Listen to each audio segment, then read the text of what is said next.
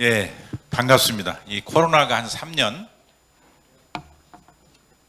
지속이 되다 보니까 원래 2000년 4월엔가 한번 일정이 잡혔다가 근데 워낙 코로나가 심해져서 한 3년 정도 연기가 됐네요. 이렇게 하여간 무사히 뵙게 돼서 우선 반갑다는 말씀 드리고요. 주어진 시간이 12시까지인가요? 12시까지. 1시간 정도밖에 안 되기 때문에 논리적으로 이렇게 전개하기는 좀 무리가 있고 해서 중요한 부분만 이렇게 발췌해서 말씀을 드리도록 하겠습니다. 저는 그 불교를 깨달음의 종교라고 그렇게 알고 있거든요. 그런데 우리가 사는 데 있어서도 가장 중요한 게 우리가 안 먹고 못 살잖아요. 그런데 이 먹거리에도 좀 깨달음이 있었으면 좋겠다는 생각을 해요. 그래서 우선 오늘 그 내용은 우리가 식생활을 어떻게 할 거냐, 어디 나와 있는 정답은 없습니다. 정답은 없는데 우리가 어떤 막막할 때 어떤 얘기를 하는가 하면 하늘은 알고 땅을 안다, 땅은 안다 하는 그 자기 답답한 심정을 얘기를 할 때가 있어요. 그 얘기는 뭔가 하면 결과적으로 모든 것은 자연의 이치 속에서 우리가 살아가기 때문에 자연의 이치에 있지 않는가 하는 생각을 갖습니다. 그것이 바로 깨달음이라고 저는 생각을 하고 살거든요. 자, 그런데 먹거리의 깨달음은 뭐냐? 우리가 한때 신토불이라는 말을 많이 했죠. 이건 말 그대로 하면 땅과 몸이 둘이 아니다 그런 뜻이죠. 이게 일본식 표현이거든요. 근데 우리말로 바꾸면은요, 이게 풍토합일입니다. 근데 우리는 풍토합일이라는 말을 써야 맞죠. 풍토라는 것은 땅을 포함한 모든 자연 환경, 모든 게 다 풍토죠. 이 풍토와 내가 하나가 합일이 될 때 내가 비로소 깨달음을 얻을 수, 저는 그렇게 생각하거든요.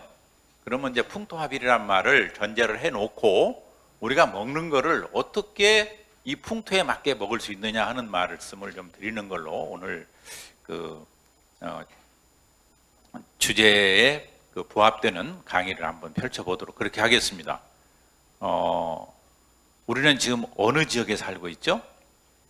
한대, 온대, 열대 중에 어디에 살고 있어요? 예, 온대에 살고 있습니다. 그럼 온대라는 것도 이게 풍토죠. 우리가 살고 있는 풍토입니다. 그러면 온대는 따뜻한 곳이죠. 열대는 아주 뜨거운 곳이죠. 다 우리 학교에서 배워서 아는 내용입니다. 자, 한대는 추운 곳이죠. 그러면 여기에 사는 사람들의 먹거리가 같아야 될까요? 틀려야 될까요? 당연히 틀려야 됩니다. 그럼 우리가 한번 한대를 한번 보겠습니다. 한대라고 하는 데는 추운 데죠. 추운 데는 우리는 추위를 극복해야 살 수 있습니다. 그런 먹거리도 추위에 견딜 수 있는 먹거리가 마련되어 있죠. 자, 그러면 여기서 우리가 뭘 좀 깨달아야 되는가 하면은 열을 많이 낼 수 있는 음식이 뭘까? 우리가 현대적 영양학으로 표현하면은 에너지를 많이 낼 수 있는 음식이 뭘까요? 그게 우리말로는 에너지가 기지요. 그래서 기가 높은 거를 뭔 기라 그래요? 고기 아닙니까? 기가 높은 게 고기예요. 그럼 그 사람들은 뭐 먹어야 돼요? 기가 높은 고기를 먹어야 되는 겁니다. 그렇죠? 그래서 우리 한대 지방에 사는 사람들은 주식이 뭐예요? 육식 아니에요. 그렇죠? 자, 그러면 우리는 온대 지방이라는 따뜻한 지방에 살고 있어요. 그러면 따뜻한 지방에 살면은 그 사람들하고는 생활이 좀 달라야 되겠죠? 그러면 우리는 육식의 반대가 뭐예요? 채식이죠? 자, 그러면 육식은 열량이 높은 거예요. 그러니까 그건 추운 지방 사람들이 먹는 겁니다. 우리는 따뜻한 지방에 사니까 열량이 낮은 걸 먹어야 돼요. 그렇죠? 그러면 그게 바로 뭔가 하면 식물성이거든요. 저쪽은 동물성을 먹어야 되는 사람들이고 우리는 식물성을 먹어야 되는 사람들이에요. 그런데 온대지방 따뜻한 지방에 사는 사람들이 한대지방 사는 사람들 흉내를 낸다고 고기를 많이 먹으면 어떻게 될까요? 문제점이 생기겠죠. 저는 이것이 우리 현대 한국 사람들이 안고 있는 질병에 시달리는 가장 큰 원인이라고 생각합니다. 큰 차원에서 보게 되면 그런 거죠. 그런데 우리는 학교에서 어떻게 배웠어요? 하루에 2,400칼로리를 먹어야 산다. 이거 어디 기준이에요? 서양 기준입니다. 우리 기준이 아니에요. 그런데 우리는 그렇게 가르쳤어요. 왜? 서양 거 수입에다 그대로 가르쳤으니까. 그러면 이제 오늘날에는 우리식 식생활이 나와야 된다는 거죠. 근데 이제 이런 깨달음을 좀 가져야 되는데 아직도 이런 깨달음에 도달을 못한 것 같아요. 그러다 보니까 아이들을 잘 먹여야 된다. 영양가 충분하게 먹여야 된다. 하루 2,400칼로리를 먹여야 된다고 지금까지 다 학교에서 지금도 가르치고 있어요. 그렇게. 하루에 성인이 필요한 열량 2,400이다. 이거는 추운 지방 사는 사람들 얘기입니다. 그러면 하루에 얼마 먹어야 돼요? 2,400이면 한 끼에 800칼로리씩을 먹어야 2,400을 먹어요. 그런데 과거에 우리가 먹었던 대로 쌀밥 한 그릇에 된장국에 김치하고 먹으면요, 서양식 칼로리 계산하면 이게 500칼로리입니다. 우리는 그것도 못 먹고 살았잖아요. 그러면 그렇게 먹었다고 한다면 우리는 하루에 1,500칼로리면 충분한 지역에 살고 있는 거예요.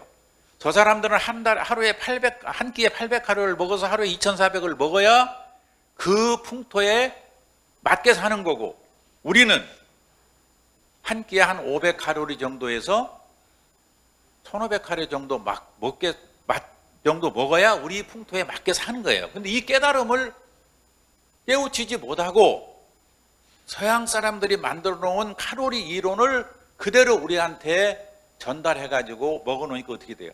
다 병나는 거죠.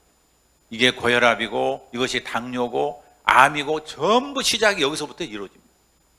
자, 잘 먹으면 아이가 잘 생길까요? 못 생길까요? 여러분들 한번 생각해 보세요. 아이를 못 낳는 엄마가 영양이 충분하게 잘 먹어야 아이를 잘 낳겠어요? 못 먹어야 잘 낳겠어요? 우리 그렇게 배워왔잖아요. 잘 먹어야 아이를 잘 낳는다고. 그렇게 배웠죠? 지금도 학교에서 그렇게 가르치고 있죠? 그러면 제가 반문을 하겠습니다. 잘 먹은, 우리가 흥분연에 보면 잘 먹은 놀부각식 아이를 잘 낳을까요? 못 먹은 흥부각식 아이를 잘 낳아요? 누가 잘 낳아요? 그러면 이건 소설입니까? 그렇지 않습니다. 이거는요, 자연계는 우리한테 뭘 요구하느냐. 농사 지어보세요. 농사도 과비가 돼서 너무 거름을 많이 주면요, 결실이 안 됩니다. 동물도 마찬가지입니다. 너무 잘 먹이면 새끼를 못 납니다. 사람도 마찬가지죠.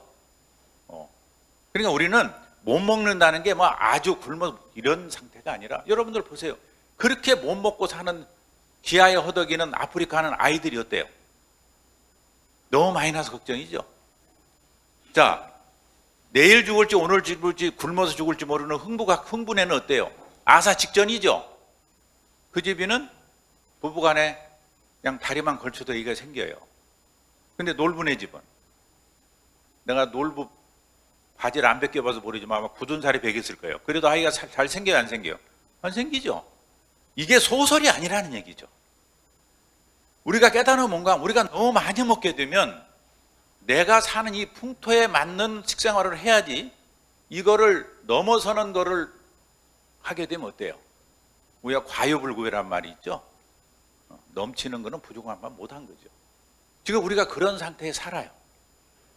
그래서 지금 젊은 아이들이, 젊은 부부들이 40% 정도가 임신이 안 됩니다. 이거 큰일 나버렸죠. 우리가 지금 광복 이후에 세대에 정부가 수립된 이후로 최고 인구가 많은 때가 62년도입니다. 102만 명을 출생을 했습니다. 102만 명, 약 100만 명. 작년에 27만 8천 명인가 밖에 안 되죠. 30만 명이 안 되죠. 그러니까 인구 절벽이 옵니다. 이렇게 되어버리면요, 경제가 뭐고 다 무너져 버립니다. 인구 절벽이 와버리면. 지금 현재 아파트가 103%입니다. 아니, 아파트, 우리가 살고 있는 주택 보급률이 100가구인데 103채가 있다는 거예요, 집이. 근데 거기다 아파트를 또 진대요. 이거 사람들이 미치지 않고 이럴 수 있어요? 근데 앞으로 보세요. 집값 다 폭락해 버릴 겁니다. 그러면 은행 담보가 다 무너져 버려요. 은행이 부도납니다. 그러면 경제가 마비되죠? 이게 다 뭐가 문제있느냐? 인구와 문제가 있어요. 그런데 지금 보세요. 제가 그렇게 청와대에다가 건의를 하고 국회의원들한테 이 얘기를 해요. 국회의원들한테 제 책을 전부 다 무료로 다 배포를 해줬습니다. 그 관심 갖고는 전화 온 사람이 2명인가 밖에 없어요. 국회의원 300명 중에. 전부 제가 자비들을 책 찍어서 다 보내줬습니다. 그 책 제목이 뭐냐? 하늘의 길을 묻다. 도대체 하늘의 길을 봐라. 대한민국이 어디로 가야 되는지를 한번 물어보자. 하늘의 길을 묻겠다는 얼마나 폭포가면 하늘의 길을 물어보자고 하겠어요. 이 깨달음인데 제가 살아오면서 깨달은 내용들을 거기다 썼어요. 자, 그러면 인구 문제 하나만 지금 가장 발등에 떨어진 이 문제 하나라도 해결을 하고 넘어가야 돼요. 근데 이게 무엇과 관련이 되냐? 음식과 관련이 돼 있어요. 약으로도 이건 치유가 안 되는 거예요. 병원의 의술로도 치료가 안 되는 거예요. 병원로 의술 치료가 할 것 같으면은 우리나라 같이 세계 지금 의학 어떻게 보면 최첨단을 가는데 다 해결돼야 되죠. 시험관외기까지 다 합니다. 시험관외기 착상까지 다 시켜요. 착상이 안 돼요. 그러면 의사들 뭐라고 하느냐? 그 이상은 신의 영역이다. 근데 저는 그러면 제가 신입니까? 저는 그 신의 영역을 해결한 사람이에요. 그래서 제가 책 제목을 이렇게 한번 써봤어요. 신에 도전하다. 그 사람이 신이라 그러니까 그 사람들이 그거 신의 영역이 아닙니다. 이거는 너무 간단한 먹거리의 영역입니다. 그래서 그거를 제가 검증을 받고 싶어가지고 아까 우리 회조 선생님 잠깐 말씀드렸죠. 전국의 시장군수들한테 책을 다 돌렸어요. 그래서 지금 전부 어느 시군이든 간에 인구 문제로 고민하지 않는 시군이 없습니다. 근데 자꾸 줄으니까 다 도시로 몰려버리고 뭐 도시 서울이나 지금 경기도 같은 데는 너무 많아서 문제고요. 그 외에 다른 기타 지역은 전부 인구가 줄습니다. 이제는 소멸 위기까지 나오죠. 우리 지난 제가 들어갈 때만 3만 명이어서 지금 2만 5천 명이 안 됩니다. 계속 돌아가시기만 하고 새로 유입되는 사람이 없죠. 태어나지도 않고. 그럼 어떻게 해? 이제 없어지는 거죠. 이걸 어떻게 해야 돼? 이 문제를 어떻게 해결해야 되냐? 지금 이대로 가면은 대한민국이 300년 후에 대한민국이 없어진다는 거예요. 사람이 없는 나라가 어떻게 존재합니까? 자, 그래서 이 문제를 저는 정부도 깨달지 못하고 있으니까 어디부터 해야 되겠어요? 이제는 종교가 일어나야 된다고 봅니다. 이제는 이 해결할 방법이 종교단체밖에 없어요. 불교가 일어나야 되고요. 나라가 위태로울 때 사명대사나 이런 분들 다 살생을 하면 안 되지만은 다 칼 들고 창 들고 다 일어서셨잖아요. 지금 나라가 위태로운데 스님들이 법복만 앉아 입고 계실 겁니까? 저는 아니라고 생각합니다. 저는 오늘 이게 어떻게 보면은 저는 시작이라고 생각을 해요. 저는 불교계에서부터 시작을 하고 싶습니다. 제가 앞으로 천주교도 찾아가고 교회도 찾아가서 간곡하게 말씀드릴 거예요. 이거 나라가 무너지는 꼴만 보고 있을 거냐. 나라가 없는데 종교가 무슨 의미가 있습니까? 신도가 없는데 이런 사찰이 왜 필요합니까? 사람이 없어요, 앞으로. 그래서 이 문제는 너나 문제가 아니고 정말 심각한 우리의 현재 이건 인구 문제는 화두입니다. 그래서 저는 이걸 어떻게든 해결해야 된다. 그래서 제가 이 강의가 끝나고 나면 뭐 녹화하시는데 녹화 영상을 주셔도 좋고 해서 제가 총무원장님도 가서 찾아뵈려고 합니다. 이건 이제는 종교밖에는 희망을 걸 데가 없어요. 국가는 보세요. 전부 이전 투구만 합니다. 국가의 미래가 아니라 자기들 장량만 생각을 하고 사는 사람들. 어떻게 하면 내가 정권 잡아서 내 권력 누리고 사는 자만 한 사람들이죠. 이 사람들의 무슨 희망을 제가 걸어볼 수가 없어요. 자, 그러면 어떻게 왜 이런 문제가 생기느냐를 알아야 돼요. 큰 틀에서는 아까 말씀드렸죠. 우리가 풍토에 합일되는 생활을 못하고 있는 거죠. 지금 제가 가끔 기독교 목사님들한테 그런 얘기합니다. 만약에 예수가 한국에 태어났다면 포도주 놓고 미사하고 포도 넣고 예배했겠어요? 막걸리 놓고 했겠어요? 한번 생각을 해보세요. 아니, 한국에 예수가 그 당시 태어났다면 없는 포도주 수입에다 놓고 매배했겠어요? 근데 왜 막걸리 먹으면, 막걸리 놓고 하면은 문제가 되고, 왜 포도주 놓고 하면 괜찮냐는 거죠. 이건 이율배반 아니에요? 깨달음이 없는 거죠. 한국에 왔으면 포도주가 아니라고요. 미사를 본다면 뭐 포도주로 미사를 해야 돼요? 뭘로 해야 돼요? 우리는 막걸리 담은 청주 넣고 깨끗한 청주 넣고 그걸로 미사해야 맞는 거죠. 아직도 깨달음이 부족한. 이제 200년밖에 안 됐으니까.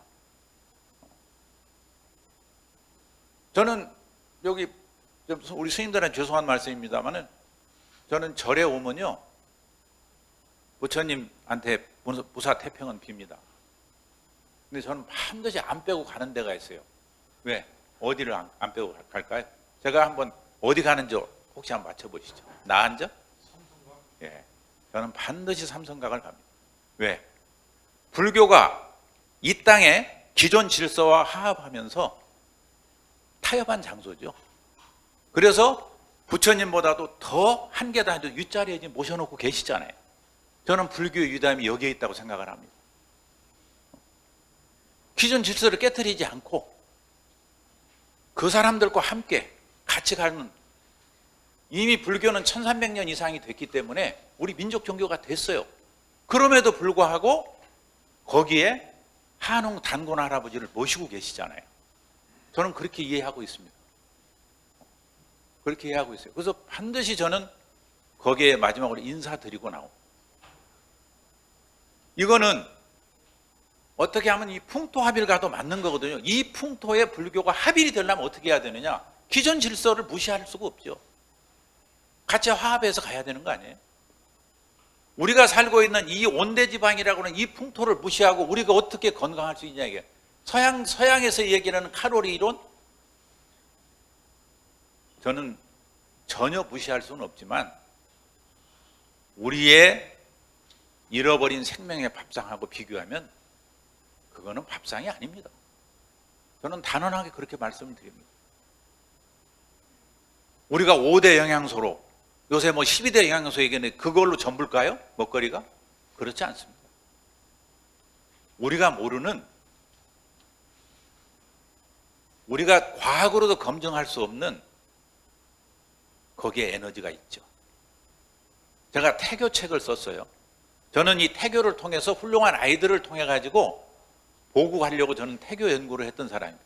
이 태교를 연구하다 보니까 태교보다 더 우선돼야 될 문제가 이 난임 문제를 해결하는 문제에서 제가 난임을 얘기하고 있는 겁니다. 그런데 어떤 경우까지 있는가 하면요, 여러분들 혹시 아기 배면 남자가 입덧한다는 얘기 들어보셨어요? 들어보셨죠? 더러 있더라고요, 보니까. 근데 여러분 이해가 돼요? 왜 아이는 부인이 뵀는데 왜 남편이 입덧을 해요? 같이 입덧해요? 저는 처음 들었어요, 그런 말을. 근데 그거를 제가 확인하게 됐습니다. 확인하게. 한 부인이요, 자기 남편이 입덧을 하더래요. 그래서 친정어머니한테 물어봤대. 아버지도 입덧해서, 너 아버지도 입덧했다. 그래서 저는 그런 얘기를 처음 들었거든요, 그분한테. 그런데 둘째 아이를 갖고요, 프랑스로 유학을 했대요, 남편이. 아이를 가진 상태에서. 입덧 시기가 됐는데 전화 통화를 해보면 프랑스에 있는 남편이 입덧하고 있대. 여러분 이거 이해가 됩니까? 이걸 과학으로 설명이 돼요? 한 집에 살으면 서로 가까이 있으니 귀가 통하니 그렇다고 치는데 유럽이 여기서 얼마 거리냐 이 말이에요. 그런데 거기는 남편이 입덧을 하고 있다. 이거 과학으로 설명이 됩니까? 제가 정말 심각한 그 태교 후유증을 한번 봤는데요. 옛날에는 동네마다 꾸준히 하는 사람이 있습니다. 잔치가 벌어지면 돼지를 때려잡고 하는 사람이 우리 어렸을 때도 다 있었어요. 꾸준히 하는 분이. 그런데 내가 하도 믿기지 않아서 확인차 갔어요. 우리 전라남도 현재 생존해 계세요. 근데 그 아버지가 돼지를 이제 아이를 가진 상태, 부인이 아이를 가진 상태에서 동네 잔치가 있으니까 어쩔 수 없이 자기가 하던 일이니까 해야 되니까, 여러분 돼지 잡는 거 나이 연세 드신 분들은 아마 보셨을 거예요. 망치로 머리를 때려서 잡습니다. 그럼 돼지가 뇌진탕으로 그냥 졸도해버리면 그 사이에 맥을 따서 잡거든요. 근데 그런 거를 저희도 어려서 줬고 그 돼지 나오는 오줌 보고 꽁찰나고 그걸 많이 구경을 했어요. 그런데 그 아버지가 그 돼지를 잡은 그때가 아이를 가진 상태였는데요. 어떻게 된지 아세요? 그 아주머니가 지금 저희 또래밖에 이제 70 정도밖에 안 됐어요. 그런데 아이를 낳으니까 이마에 피멍 자국이 있는 거예요. 이거 과학으로 설명이 돼요? 그런데 점점 커지면서요. 얼굴은 돼지 형상이고요. 제가 차마 사진기를 못 눌렀어요. 제 책에 다 썼습니다. 누가 그 얘기를 하는데 믿기지가 않아가지고 제가 확인으로 갔어요. 책을 쓰기 위해서. 얼굴 전체가 시커먼 멍으로, 얼굴은 형상은 돼지 형상이고, 이거 과학으로 설명할 수 있습니까? 여러분, 과학이 전부가 아닙니다. 전부가 아니에요. 그분 생존에 계세요. 내가 피부를 보니까 살결이 배고 같아요. 얼굴만 그렇게 생겼어요. 시집도 못 가고 평생을 이렇게 혼자 삽니다. 국가에서 생활보호 대상자가 돼가지고 그렇게 살아가더라고요. 그 이모가 그걸 안내해줘서 봤어요. 그 이모가 되는 분이. 여러분들 너무 과학 만능에 빠지지 마시고요. 우리 생활도 마찬가지입니다. 우리 생활도. 과거에 우리 어른들 했던 거 한마디도 안 틀립니다. 자, 그러면 시간이 부족하기 때문에 우선 큰 틀에서 풍토합의라는 말씀을 드리고요.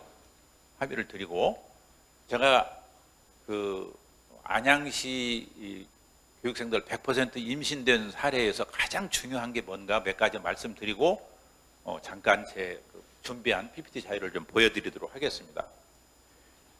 우선 제일로 우리가 지금 심각한 거는요, 연세가 드신 분들은 괜찮은데 자라는 청소년들, 아직 시집장가를 가야 될 자녀를 두신 분들은 꼭 명심해야 될 일이 있어요.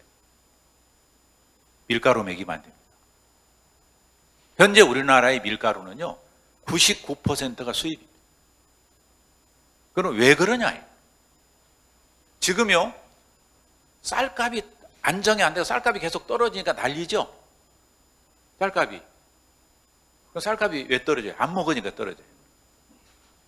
그런데 쌀은요 1년에 농약 한 번이나 두 번 옵니다. 여기 아마 부모님들이 현재 농촌에 계시는 분도 계시고 한번 확인해 보세요. 가장 안전한 게 쌀입니다. 근데 그 쌀은 안 먹어요. 쌀 남아돌아요.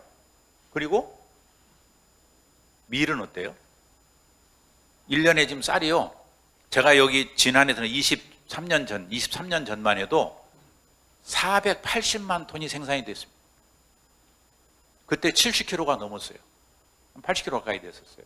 점점 떨어져 갖고 계속 쌀이 남아도니까 다른 걸로 대체시키고 뭐하고 해서 작년 기준으로 보면 약 380만 톤 정도, 약 100만 톤이 줄었습니다. 100만 톤이 줄었는데도 쌀이 남아요. 그럼 이게 다 뭘로 대체가 돼요? 밀가루가 1년에 360만 톤이 수입이 돼요. 거의 쌀량하고 비슷하죠. 그런데 이제는 완전히 밀이 주식이 돼버렸습니다. 밀은요, 우리 한국 사람들 이 풍토에는요 주식이 아니에요. 부식이라고요. 밀은. 밀이 나쁘다는 얘기가 아닙니다. 밀을 먹어야 우선 각기병이 안 와요. 밀을 먹어야 백내장, 녹내장이 예방이 되는 거예요. 밀이 굉장히 중요한 겁니다. 그런데 우리한테는 그게 주식이 아니고 뭐라고요? 부식이라고요. 그런데 이걸 주식으로 착각하고 있는 거죠. 또 문제 하나는 뭐냐? 이 밀이 어떻게 재배가 되고 오는 걸 우리가 알아야 돼요. 우리 정부미 잘 안 먹죠? 왜 안 먹어요? 가장 좋은 나라 공판이라고 그러죠? 추곡수매. 근데 왜 그거 안 먹습니까? 보관하다 보니까 생명력이 떨어진 거예요. 그래서 밥으로 하면 푸실푸실하니까 일반 밀 먹지 정부미 안 먹으랑 똑같죠? 밀도 마찬가지예요. 밀도 작년에 생각 우리한테 수출하는 줄 아세요? 자기네들은 그거 먹겠죠? 우리한테는 2년, 3년 묵은 그럴 수밖에 없는 거예요. 그 사람들이 나빠서가 아니고 이 곡식이라는 건 생명체이기 때문에 선입선출에 먼저 들어간 걸 먼저 내보내야지 그놈을 놔두면 썩어버리니까. 그럴 거 아닙니까? 그럼 보통 2 내지 3년이 묵은 건데 이 밀이 재배할 때 농약 치는 건 뺄게요, 제가. 그럼 빼고 마지막 수확할 때부터 말씀을 드릴게요. 수확할 때 어떻게 하느냐? 우리 지금 추곡수매 하면 길바닥에도 말리고 요새는 건조기에다 말리죠. 어느 정도 말라야 보관이 될 거 아니에요. 그럼 썩으니까. 밀도 마찬가지예요. 그런데 여러분들 주로 우리가 미국 밀을 많이 수입을 하는데, 물론 다른 데도 수입을 합니다. 하는데 그 밀들이 어마어마한 양이기 때문에 세계 곡물 수출의 70%를 미국이 해요. 어마어마한 양이기 때문에 그걸 다 말릴 수가 없어요. 어떻게 말릴까요? 수확 열흘 전에요. 고엽제를 뿌립니다. 밀에다가. 이거 영상 나중에 혹시라도 문제가 되면 이 부분은 편집하세요. 여러분들은 알으셔야 돼요. 그게 제초제죠. 라운드업이라고 하는 제초제. 여기에 2급 발암물질 그리포세이트가 포함이 되어 있어요. 그러면 열흘 전에 뿌리면 열흘 전에 선체로 말라버립니다, 밀이. 그럼 수확하면 바로 창고로 들어가요. 이렇게 하지 않고는 농사 지을 수가 없어요. 자, 그러면 이게 그렇게 들어가서 2, 3년 보관하는 중에 또 어떻게 해요? 이건 제가 지어낸 게 아니에요. MBC 2580에 다 보도된 거예요. 보통 2, 3년 보관하는 동안에 우리한테 인천항이나 부산항에 도착할 때까지 생산된 상태에서 저장 운송 기간에만 23번 농약을 합니다. 이런 사실 국민들이 지금 알고 있어요? 보도돼서도 들으면 다 잊어버려요. 23번 농약을 해요. 마스크 쓰고도 하약을 못 해요. 뭐 써요? 방독면 쓰고 하약을 합니다. 이게 현실이에요. 근데 이걸 잘하는 청소년들이 다 먹어요. 쌀보다도 더. 쌀이 지금 그나마라도 유지되는 거는 40, 50대 이상의 나이 먹은 사람들이 쌀을 먹지, 젊은 애들은 밀보다 훨씬 적게 먹어요. 그럼 이게 어떻게 되는 거예요?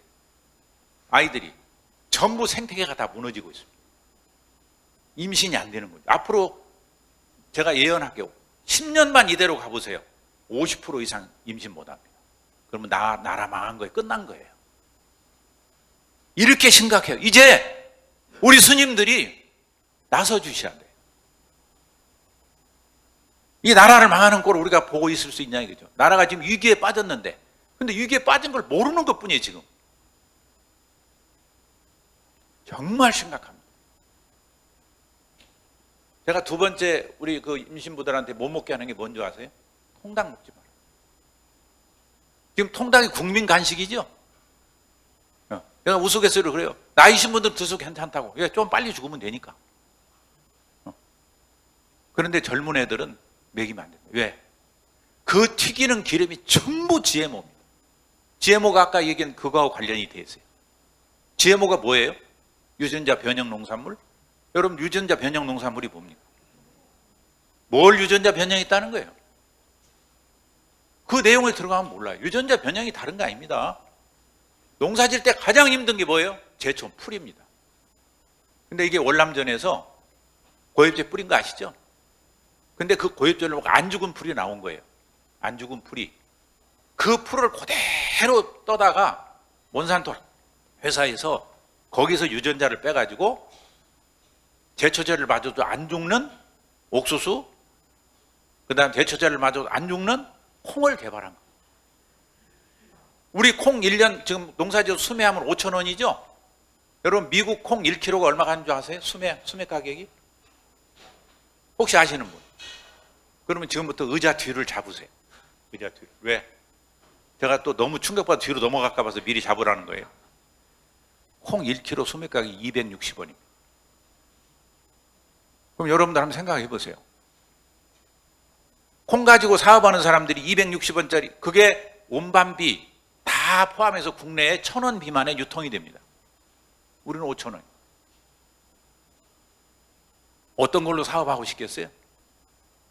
근데 전부 우리나라 사람들이 잘 먹고 이제 잘 살 때가 됐는데도 싼 것만 찾습니다. 지금 여러분들 여기 화심 가면요, 내가 뭐 특정 업체 선전하는 거 아닙니다. 딱 우리 콩으로 하는, 제가 아는 바로는 그래요. 뭐 다른 데도 있을지 모르겠지만 두부 한 모에 얼마 하느냐? 8,000원. 여러분 우리 콩 두부 시중에서 얼마에 팔아요? 8,000원 안 가는 것은 스스로 가짜라고 인정하는 겁니다. 그러니까 소비자가 변해야만 생산자가 변할 수 있어요. 저희 교육원에 딱 들어오면 첫 입구에 저희 온생명 평생교육원 써 있고요. 소비자가 변해야 생산자가 변한다. 소비자가 안 변하는데, 소비자 수준에 맞게 뱉기는 생산을 못 하는 거예요. 그 다음에 여러분 한번 생각해 보세요.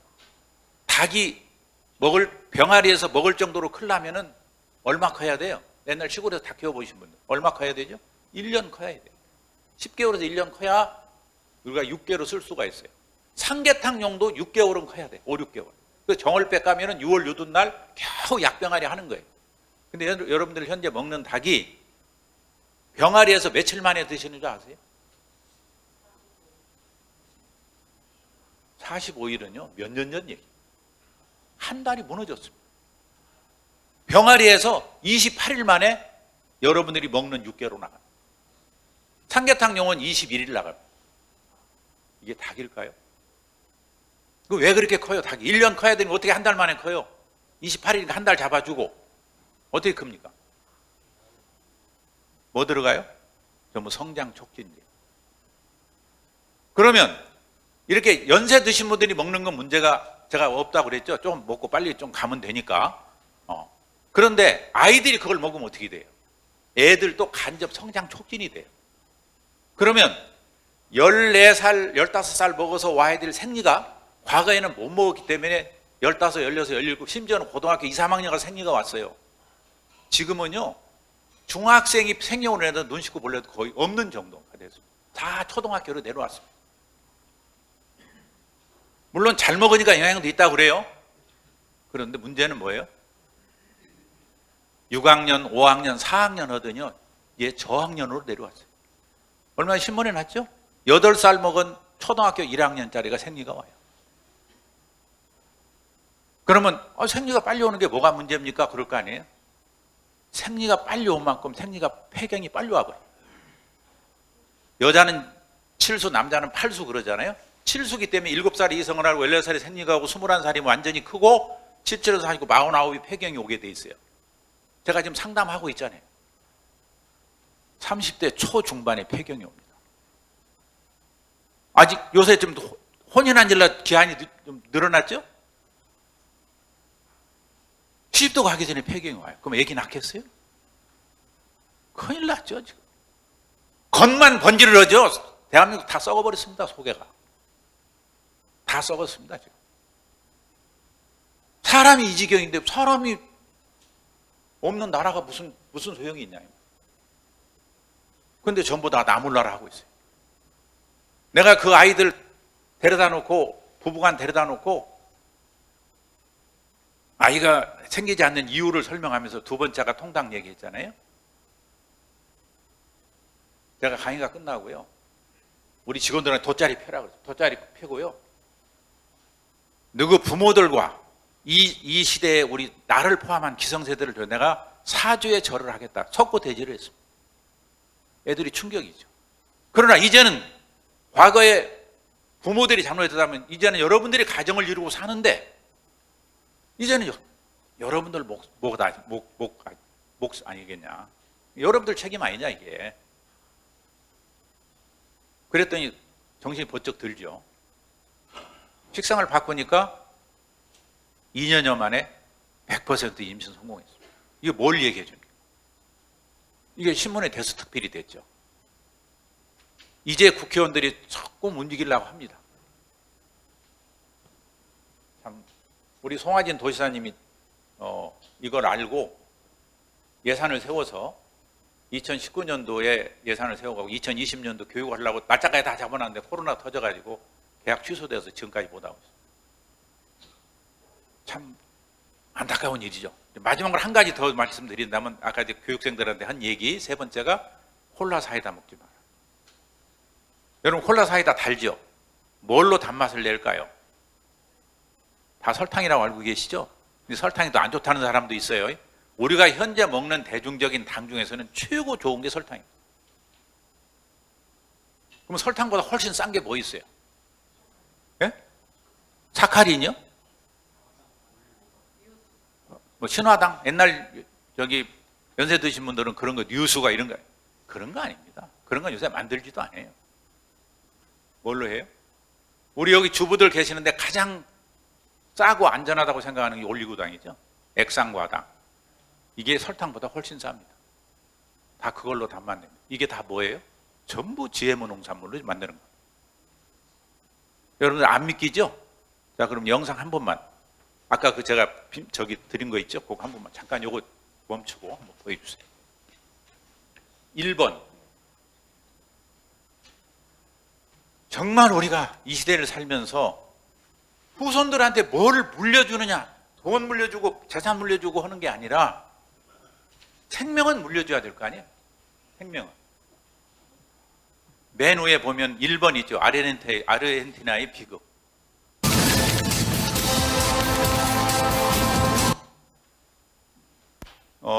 이 영상은 뭐 제가 의도적으로 만든 것도 아니고요. 이미 다 방송에 보도된 내용이지만 여러분들이 보신 분도 있고 안 보신 분도 계실 거예요.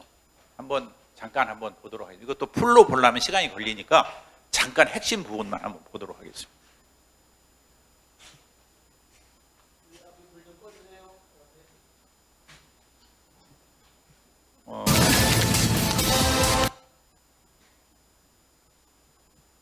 뭐 좀 영상이 조금 좀 더딘 것 같습니다. 뭐 요 영상 준비되는 시간에 또 시간이 아까우니까 또 말씀을 드리면 우리 쌀 얘기인데요. 이 쌀은 정말 이거는 우리 민족의 생명과도 같은 주식입니다. 이건 어떻게든 지켜가야 되고요. 이거 생산량 줄이면 안 되죠. 안 되고 우리가 지금 평화 시대니까 이렇게 먹거리가 남아서 뭐 돌 정도로 풍부하지만 만약에 어떤 사태가 벌어져서 이번에 그 뭐 지금 우루과이 어디에요? 지금 전쟁 난 데가 빨리 생각이 안 나요. 예, 우크라이나 같이 이런 문제가 생겨버리면 또 북한 문양으로 어떤 문제가 있어서 통제를 받게 되면은요. 통제를 받게 되면 이 식량은 이 생명과 같은 거잖아요. 안 먹고 살 수가 없는 거 아니에요. 우리 텔레비전 안 보고 자동차 안 타고는 살 수 있지만 안 먹고는 못 사는 거 아닙니까? 그래서 이 먹거리야말로 정말 이거는 안보 중에서 가장 지켜야 할 안보라고 저는 생각을 하거든요. 그래서 이 먹거리 안보가 정말 중요합니다. 이 먹거리 무너져 버리면 다 무너지는 거기 때문에 그래서 농업이 가장 중요한 1차 산업 아닌가요? 그래서 1차 산업을 꼭 저도 그런 의미에서 저도 뭐 도시에서 편하게 살 수 있는 사람이었지만 귀농을 해서 어떻게든 이 생명운동을 통해 가지고 우리 대한민국이 좀 건강하게 이렇게 좀 유지가 돼야 되겠다. 잘 안 되나요? 좀 문제가 있는 것 같죠? 화면이 이상하네. 그러면 이게 뭐? 아니 괜찮아요. 그러면 그냥 저기 아까 원저건 띄워놓으세요. 그냥 하시고 뭐가 좀 기계에 문제가 있는 것 같습니다. 제가 말씀드리려고 하는 건 뭔가 하면요. 아르헨티나에서 이 유전자 변형 농산물을 재배를 했는데 기형아가 속출해버려요. 기형아가 속출하고요. 뭐 아니면 말할 것도 없고 그런데 현재 우리나라는 GMO 농산물을 재배는 안 합니다. 재배는 안 하고 수입해서 먹는데 사실 재배하려고 지금 여기 우리 전라북도로 지금 농촌진흥청 와 있잖아요. 시험 재배 들어갔었어요. 그 환경단체에서 반대해갖고 지금 중지시켜놨습니다. 이거 우리나라는 국토가 좁기 때문에 이거 재배해서 한다면 금방 퍼져버리거든요. 근데 이건 아직 검증이 안 돼서 아까 그런 내용이 나오는데 소련이나 중국에서조차도 GM 농산물은 기피하는 상태고요.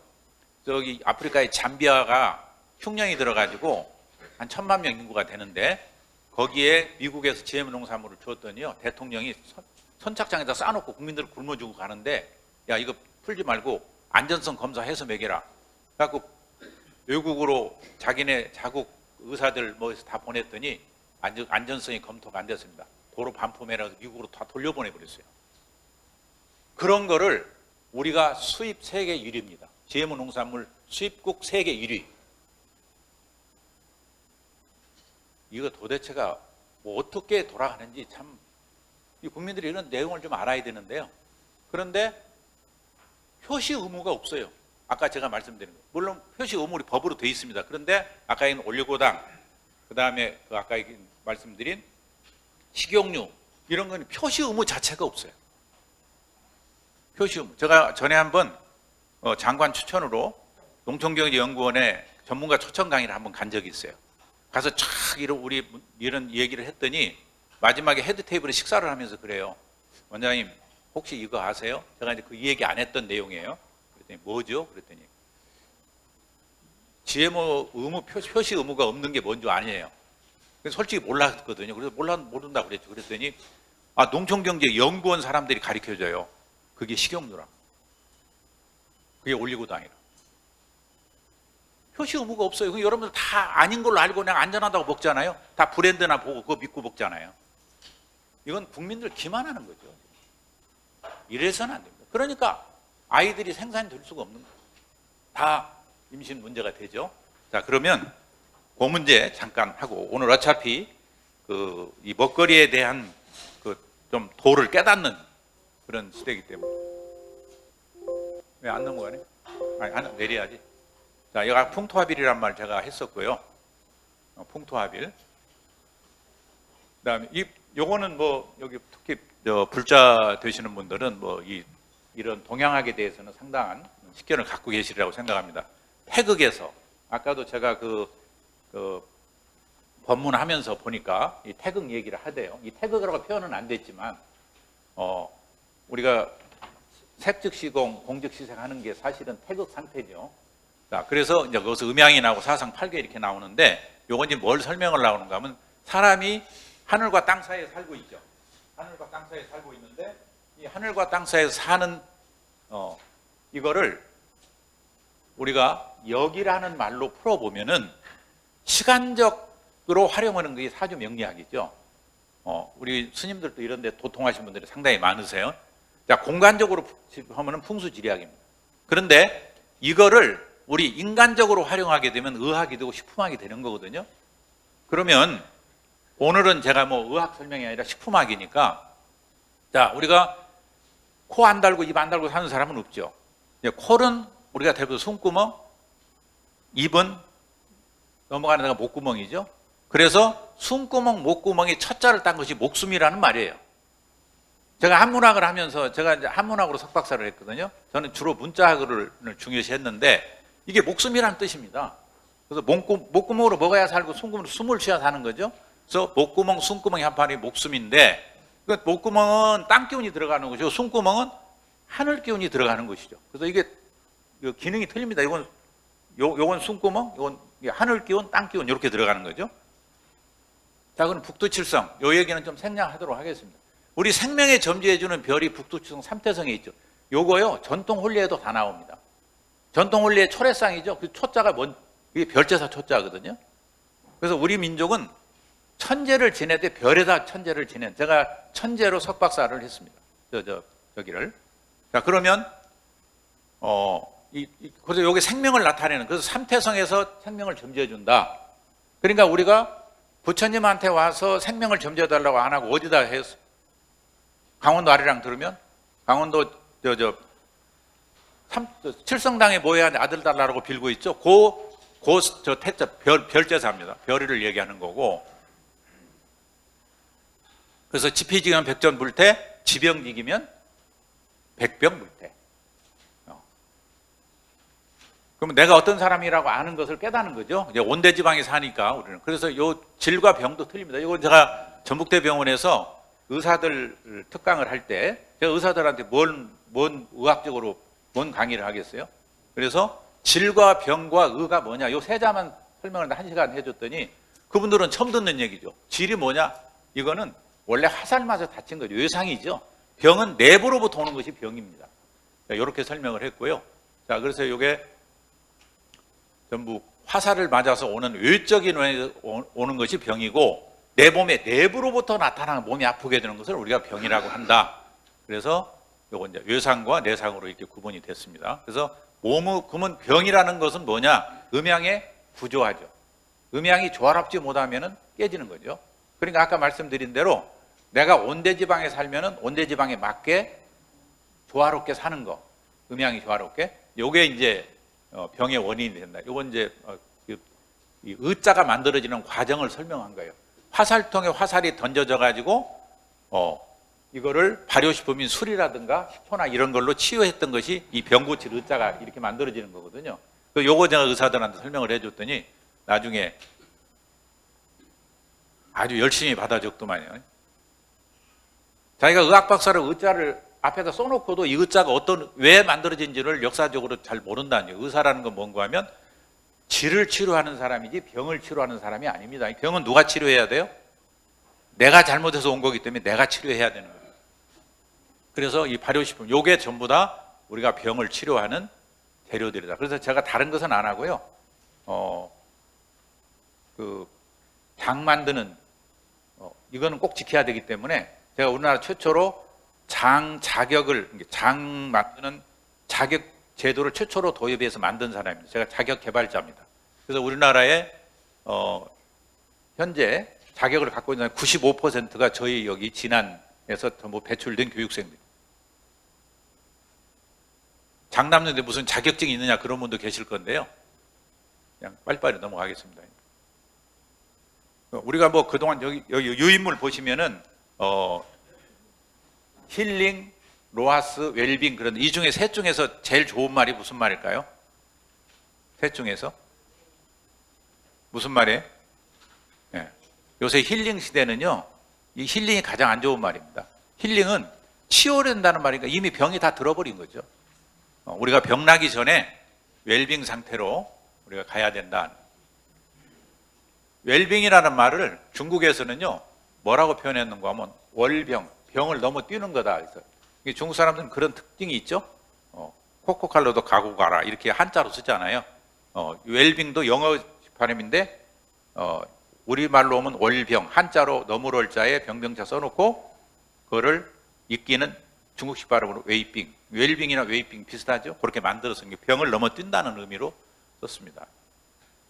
요거는 우리가 전통식품과 현대 식품학이 가장 틀린 거는 뭔가 하면 과거의 전통식품은 성분을 몰랐잖아요.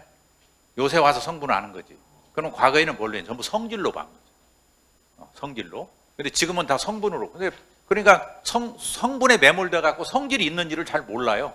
현대 의학, 식품학을 한 사람들은. 그래서 아까 동물성, 식물성 얘기했죠. 예. 동물성 중에도 음양이 있어요. 동물성에도 제가 그냥 쉽게 설명하게 돼요. 뿔나고 벼슬이 있는 거 위에가 불꽃처럼 일어난 것은 다 양이에요. 이거 조물주가 다 우리한테 힌트를 준 건데 우리는 그걸 못 읽는 것 뿐이죠. 그 다음에 그러면 큰 틀에서 보면은 동물성이 양이고 식물성 음인데 동물성 중에도 음양이 있는데 육지동물과 바다동물을 구분할 수 있다. 이제 그런 얘기고요. 중요한 거는 이제 우리가 필요한 거. 자, 그래서 여기 보면은 소, 닭은 양이고 돼지, 오리는 음이죠. 이게 몸이 찬 사람들은 음체질을 가진 사람이 차죠. 이 사람들은 돼지, 오리보다는 소, 닭이 맞는 거고, 그 다음에 몸이 뜨거운 사람들은 소돼지를 먹으면 혈압 당뇨가 더 오죠.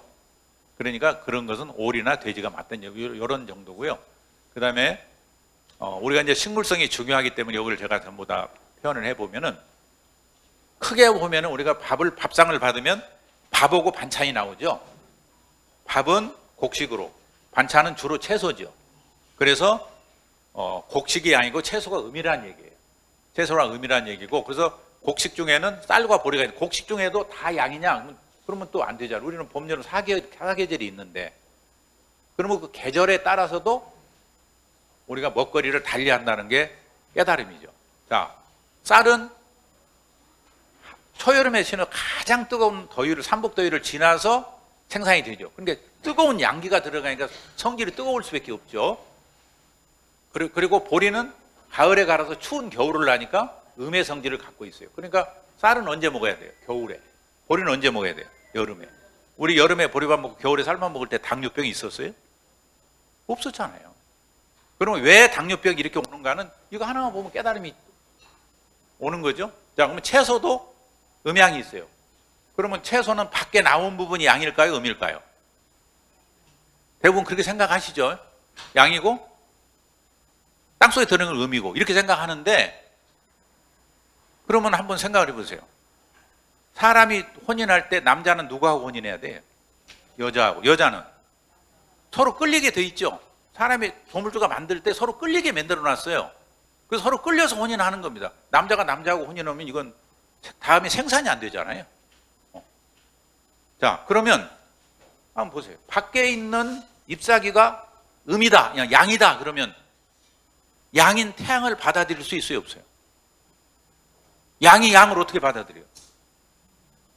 그러니까 밖에 나와 있는 것이 식물은 음이야 받아들이는 거죠. 그래서 양인 태양을 받아들이는 거예요. 그러면 땅속에 있는 뿌리는 우리가 보기에는 음 같지만 땅속에 있는 물을 흡수하려면 야가 양이야 흡수해요, 음이야 흡수를 해요?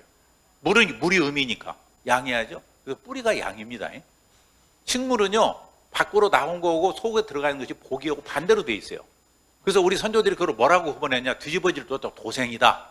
식물을 도생이라고 불리지. 참 이런 거 보면 옛날 어른들 관찰이 대단한 겁니다. 도생, 뒤집어졌다. 보는 것과 실제가 뒤집어져 있다. 그래서 도생 그래요. 식물을 뒤집어져 있습니다. 그래서 무가 양이고 배추가 음이에요. 그런데 조물주는 이걸 어렵게 해놨느냐? 아니에요.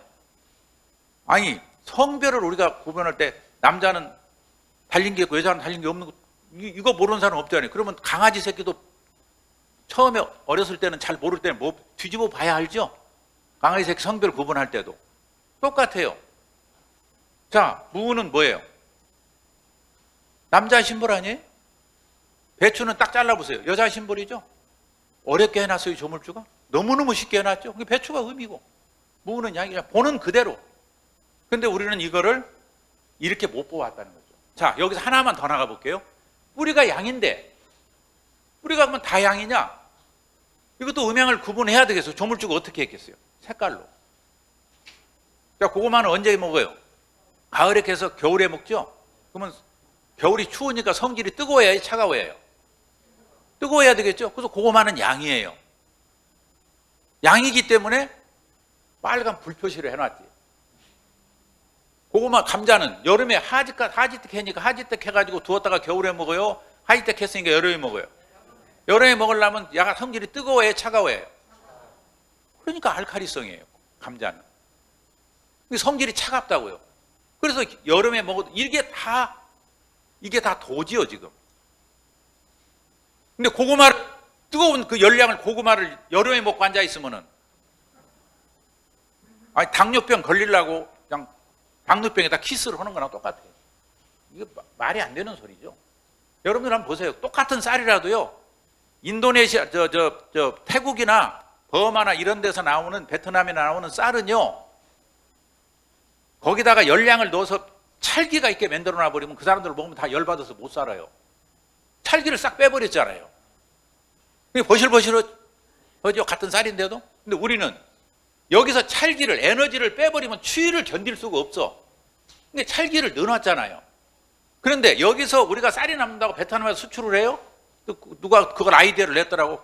그거는 전혀 자연의 질서를 모르는 사람입니다. 그런 무식한 사람들이 정책 결정을 하고 있다는 거예요. 이걸 만약에 우리 쌀을 남는다고 베트남에서 수출, 베트남 사람이 먹으면요, 열받아갖고 다 미쳐요. 못 먹는 겁니다.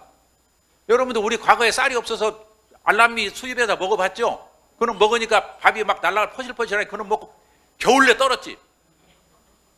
맞아요, 이게? 이게 풍토의 합일이 안 되는 거예요. 이런 것들이 전부 우리가 깨달음이다, 이 말이죠. 자, 여기 날씬한 사람, 아이고, 이거 시간 다 돼버렸어요. 요거 하나 설명하고. 요 날씬한 사람하고, 저 위에는 서양 여자고, 왜 우리는 이제 한복으로 저렇게 입었을까요? 우리는요, 태어나기를 수수말년을 이 온대 지방에 살다 보니까 신체가 식물성에 길들여져 가지고 장이 길으니까 허리가 길어요. 우리는 다리가 대신 짧아.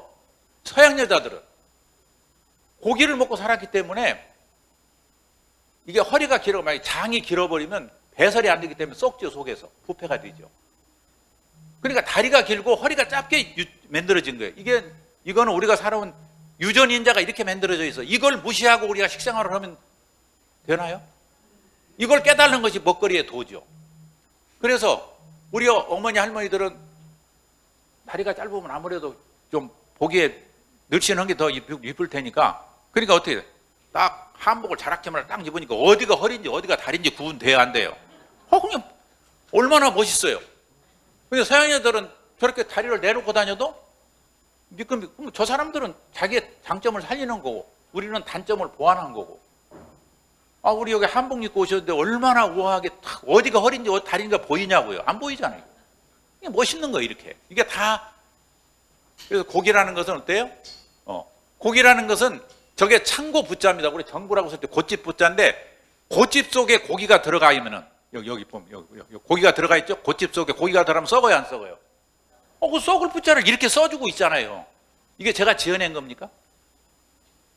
그래서 우리는 창고가 길기 때문에 고기를 먹으면 속에 썩어버린다. 이것이 전부 다 부작용을 나타내는 게 병이죠. 이게 고혈압이고 당뇨고 전부 암이고. 이게 우리 정체성에 맞지 않는 식생활을 하면은 이렇게 된다는 거죠. 그래서 창자 부자를 이렇게 써요. 우리 몸에 창고가 창자다. 이미 우리 어른들이 다 도통해서 이렇게 다 우리한테 보여주는 거예요. 그러니까 쌀은 저렇게 추운 겨울에 좀 굴뚝 연기 나니까 겨울이란 얘기예요. 그리고 여름에 보리는 원두막에 앉아서 먹어야 돼요. 근데 1년 12달 쌀만 먹으니까 당뇨병이 안 올 수가 없죠. 30살만 넘으면 50%가 당뇨입니다, 지금. 이걸 뭘로 바꿔야 돼요? 보리로 바꿔야죠. 그러면 식량 자급률이 대번에 올라가 버리죠. 밀가루 수입 안 해도 되죠. 이런 운동을 나는 불교계가 해줘야 된다는 말씀을 드리고 싶은 거예요.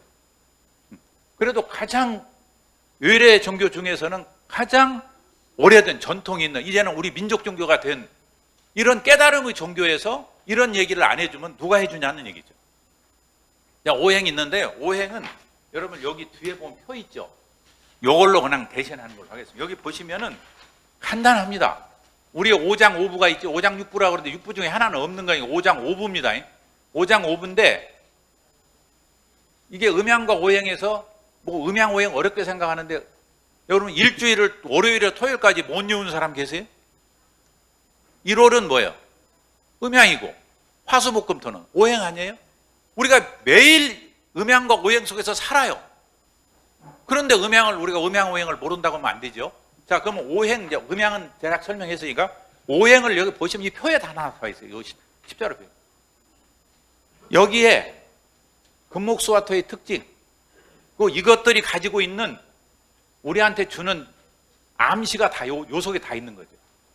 그래서 아까 우리 효조 스님 신장이 안 좋으시다 그러는데, 자, 신장 하나 설명해보세요. 북방수죠? 신장은? 북방수는 맛으로는 짠맛이죠. 색으로는 흰색이죠. 이제 흰색이란 검은색이죠. 그러니까 신장이 안 좋으신 분들은 평소에 뭘 드셔야 돼? 내가 신장 기운을 약하게 놨다면 우선 곡식에서는 검정콩, 그렇죠? 흑미. 채소 중에서는 검은 게 별로 없어요. 가지 빼고는. 가지도 보세요. 신장이랑 우리 몸에 휠타거든요. 우리 몸은 소변을 걸러줘, 혈액을 걸러 소변으로 다 노폐물을 빼주는 거잖아요. 휠타 역할을 해. 여러분 가지 딱 보세요. 딱 자르면 휠타죠. 그렇게 정확하게 만들어 준 거예요. 가지가 좋다. 휠타 역할을 해주니까. 그 나머지 검은색 뭐 있어요? 전부 바다에 다 있죠? 미역, 다시마, 김. 전부 신장 기운을 좋게 해주는 거기 다 있잖아요. 맛으로는 짠맛이고. 우리가 지금 건강에서 가장 현대의학이 잘못하는 게 싱겁게 먹어라. 싱겁게 먹으면 다 병자입니다. 이건 내 의사들 대놓고도 얘기해. 싱겁게 먹으면 다 병자예요. 그런데 다 싱겁게 먹으래. 그리고 여러분들은 다 싱겁게 먹어야 되는 줄 알고 살아요. 싱겁게 먹으면 어떻게 될까요? 혈액이 묽어져 버리죠. 염도가 떨어져 버리죠. 염도가 떨어지면 어떻게 돼요? 모든 면역 체계가 거기서부터 무너지기 시작합니다. 저는 절대 짜게 먹으라는 얘기는 아니에요. 그럼 어떻게 먹으라는 얘기예요? 어디에 맞아야 돼? 그러면 입에다 맞추니까 입 맞춰서 먹어요? 어디다 맞춰 먹어요? 우리가 뭘 본다고 그래? 그리고 간이 잘 맞아야 되죠. 그러면 입에다 맞춰놓고 간 맞췄다 그러고 혀는 센서입니다. 혀에다 맞춰놓고도 간 맞췄다 그래. 간을 맞췄다는 얘기는 뭔가 하면 내 간에다 맞췄다 그 말이에요. 내 간. 이 간이 우리 몸의 화학 공장 아니에요? 혀는 뭐예요? 센서. 입은 센서 뚜껑이고. 근데 우리는 이렇게 허상만 보고 실제는 간에다 맞추는 건데. 자, 우리 어른들이 어떻게 했어요? 간에다 맞추는 장이니까 뭔 장이라고 그래요? 간장. 이보다 어떻게 더 쉽게 가르쳐 주냐고요. 그런데 간장으로 간을 맞추는 줄을 몰라. 그 간이란 말이 이건 제가 국제학술대에다 발표한 거예요. 간은 내 간에다 맞추는 것이다. 그래서 간이 우리 화학공장인데, 그러면 간을 도와주는 게 뭐예요? 수지. 간은 목이니까 수생목 아니에요? 수가 뭐예요? 신장이지. 신장에서 모폐물을 못 걸러주면 간이 고생을 하죠. 그러니까 간에서 신장에서 잘 걸러주면 간이 편하니까 신간이 편한 거고, 이걸 못 걸러주면 간이 어떻게든 주인을 위해서 해야지 하긴 하는데 어떻게 간신히 하잖아요. 이게 다 여기서 나온 말이라고. 이게 여기다. 이 속에 다 들어있어요. 제가 시간 관계상 자세한 얘기를 못 드리는 건 참 한이 되는데요. 이 속에 다 들어있습니다. 이 속에.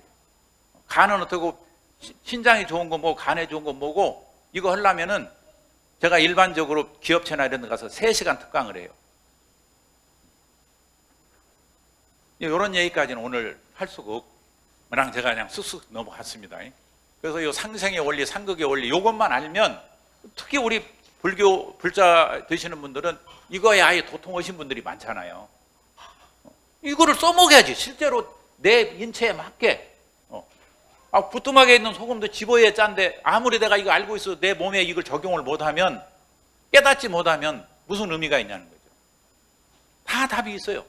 이렇게 해서 이런 원리로 아기 못 낳은 사람도 10년, 5년 아기 못 낳은 사람 교육시켜서 식상을 바꿔놓으니까 2년 안에 100% 임신했어요. 이것도 8부부가.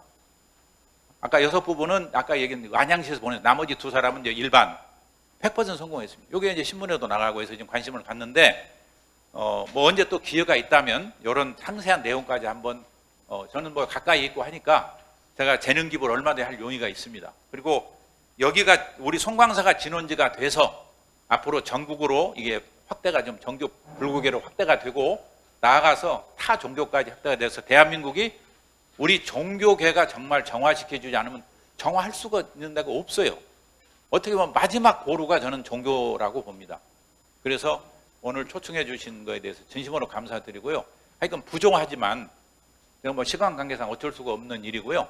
혹시 궁금한 거 있으면 꼭 한 분만 질문 받고 섭섭하니까 마무리 짓도록 하겠습니다. 그리고 시간이 그래도 많이 지났어요. 혹시 말씀하시죠. 이해 안 좋으면 무슨 음식을 먹어야 돼요? 예? 이거 안 좋으면 어떤 음식? 그거는 여기 뒤에 보시면 가운데 중앙 토가 위입니다. 우리가 위가 한가운데 있죠? 똑같아요, 요게. 요렇게 뒤집으면 신장이 요 밑에가 있고요. 여기가 심장이 있죠? 여기가 화고, 여기가 간이고, 목이고, 여기가 폐고, 중앙 토가 위예요. 위인데, 거기 보면은 색으로는 노란색이죠? 그래서 옛날에 위 안 좋을 때는 곡식에서 노란 게 뭐 있어요? 서숙 있죠? 기장 있죠? 이게 전부 알칼리 식품입니다. 우리 위에 속이 쓰리고 산이 나오면 위가 속이 쓰리거든요. 그걸 먹으면 중화가 되기 때문에 속이 편해집니다. 그래서 우리 노란 것 중에 대표적인 게 된장이죠. 노란 콩 아니에요? 그러니까 여러분 속 쓰리다가 된장국 먹으면 속이 편해지는 이유가 그래서 그래요. 이게 중앙도 노란색이죠. 색으로는 노란색, 맛으로는 단맛. 그러니까 어쩌니까 술 먹고 속이 쓰리면 꿀물 먹으면 편안해지죠. 그 단맛이기 때문에 그래요. 뭐 이치는 간단합니다. 이 속에 다 있어요. 요걸 풀었으면은 이 속에 다 들어있습니다. 답이. 자, 그러면 약속대로 한 분 질문하고 10분이나 지났기 때문에 제가 또 공양도 하셔야 되고 그래서 좀 아쉽지만 이걸 마치는 걸로 하고, 정말 아쉬움이 있어서 한다면 나중에라도 혹시 뭐 내년이라도 기회가 있으면 저 한 번 더 와서 봉사하도록 그렇게 하겠습니다. 경청해 주셔서 대단히 감사합니다.